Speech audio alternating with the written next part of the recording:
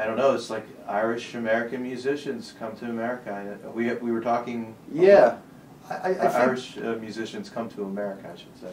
there are plenty, and the more you travel, you find so many. You know, you find them in the strangest places. You know, we played some shows in Chattanooga one time, and met a whole bunch of Irish guys. You know, I was like, "What are you doing here?" It's like, but it's yeah. I mean, I think we were talking about sort of the draw of America.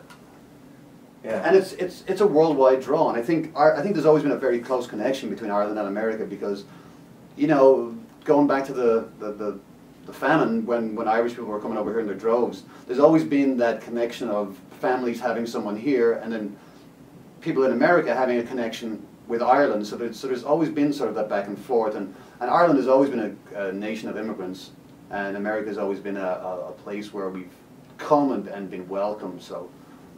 Well, you know, maybe not at first, but yeah, I lived in Boston and went to a bar in Dorchester, and that was a Southie Boston. Right. Yeah, it's like the Irish American area in Boston. Yeah, very much so. Yeah. And I didn't know the whole history of the Irish need not apply thing. You know? Yeah, it was bizarre to see those signs. Like, you know, and. I guess it happened in Pittsburgh too, but I mean, the Scots Irish have been in this area since the Revolutionary War. You know? Mm-hmm. Yeah, they were really the first Irish to come over. I think it's kind of unheralded because they weren't. For the most part, they travelled over because it was opportunities and not because they needed to. You know what I mean? They weren't sort of coming over on the coffin ships. They were part of that first wave of European immigration. And really, we're out on the frontier, you know, right on the western edge of everything. And as I started doing, you know, discovering bluegrass music and then going back further, there's a link between. Yeah, without a doubt. You hear it, you know, it's all the same. You know, they came and they settled all down through the Appalachian Mountains. Yeah. Well, American country music and bluegrass music is very big in Ireland. I mean, American country music is huge.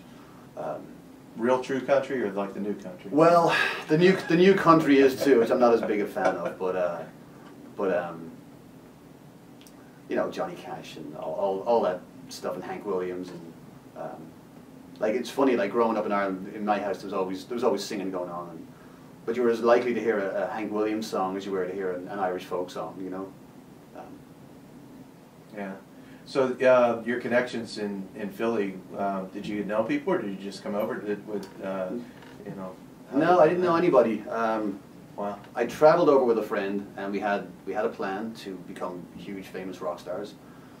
So but we worked down the shore. We had worked in Wildwood, New Jersey, which is a seaside, very typical shore town. Actually, one of the songs I'll play today is kind of about that place. But it's a very typical, you know, New Jersey shore town, and high school party central thing, kind of. Yeah, I mean it was, and we were, you know, it was a huge eye opener for us.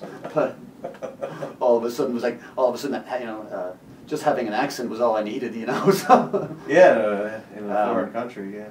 But we worked there, you know, a couple of summers while we were in college, and then we go back to Ireland, and then when we both graduated, we just decided to come back here, you know, and we came back and we worked the summers. We knew we could work a summer and make some money, and then we traveled for a bit.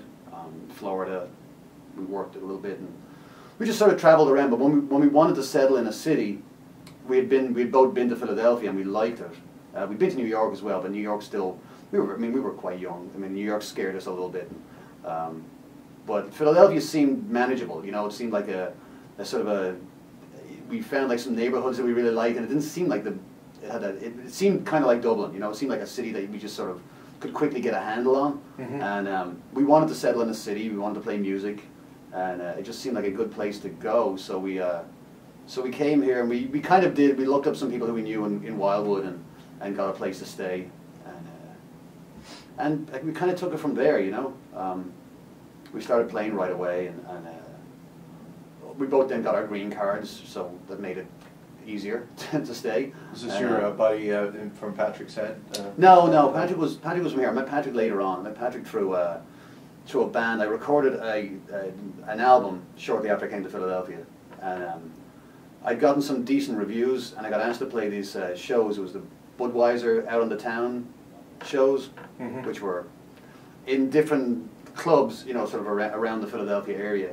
So I needed to put a band together to play this, and I had met Patrick through the bar that I worked at. His cousin was a DJ at the bar, and he said, "Oh," he says, "my cousin's a great guitar player." So I'm like, "All right," gave him a call, and that was how we teamed up. So we teamed up for that series of shows, and then I wanted to put a proper band together. But Patrick was also a songwriter and had been with a band. He'd lived in Greece for the previous 8 years before that, so he was coming at it from a completely different angle. He lived in Greece and then moved back to America, and but his band had been quite successful there. So he had a bunch of songs, and I had a bunch of songs. So we bunched our songs together, and that was Patrick's head.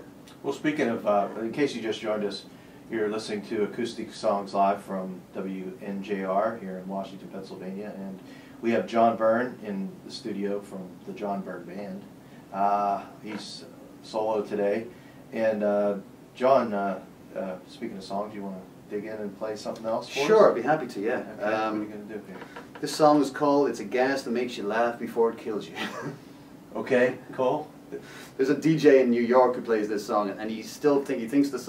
He said on the air the first time he played the song, someone called me up and said, "Hey, this guy in New York played your song," and I said, "Great." He says, "Yeah, but when he introduced the song, he said, 'Here's a song John Byrne wrote about nitrous,' and I was, the song's not about nitrous at all, but it's the gas is a metaphor." Okay. But the song is kind of about it's about getting to the point in your life where if you don't, you either have to laugh or cry, when things are like on top of you, and that's really what it's about, and there's a character, it's kind of a story song. Okay. We do it for you.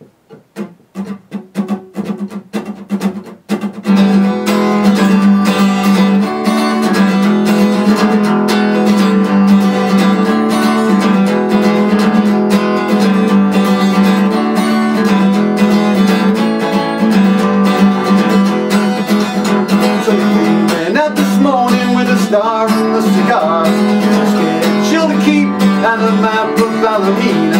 If the car don't start, then you know that we ain't eating. It's a gas that makes you laugh before it kills you. Been up all night with his suicidal wife, burning all his laces and hiding all the night. Everything he does is for somebody who ain't nice. It's a gas that makes you laugh before it kills you. Gas that makes you laugh before it kills you. Here we go.